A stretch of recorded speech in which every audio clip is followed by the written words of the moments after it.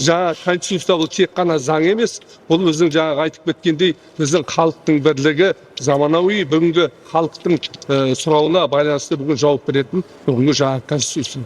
Сондықтан бүгін әлемде өзгерістер болып жатыр. Бір өзгеріс технологияда бәрі өзгеріп жатыр. Сондықтан біздің мемлекетте де өз өзгеріс болу керек. Ол міне бүгінгі біздің жаңа конституциямыз.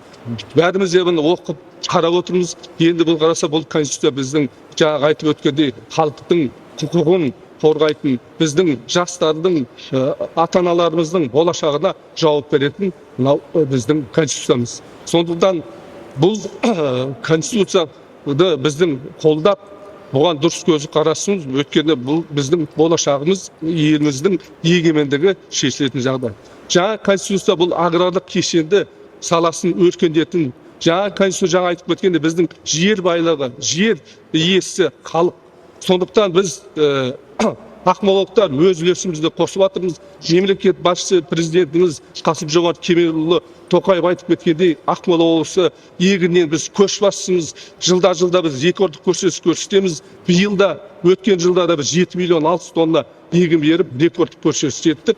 Оның бәрі әрине осы мемлекеттің беріп жатқан көмегінің арқасында бұны бүгін нәтижесін көріп отырмыз. Сондықтан жаңа конституция біздің аграрлық сектордың дамуына ықпал етіп, біздің аграрлық секторды тек қана азық-түлік қамтамасыз ету емес, бұл келешектің болашағы деп айтылып өтті. Енді бізде басқа қуантатын нәрсе бұл бір палаталық парламент, жаңа құрылтай, ол құрылтайда бүкіл депутаттарға деген жауапкершілік артып отыр, және де бұрынғы бюрократтар азайтып, шешім қабылдауда тезірек болады.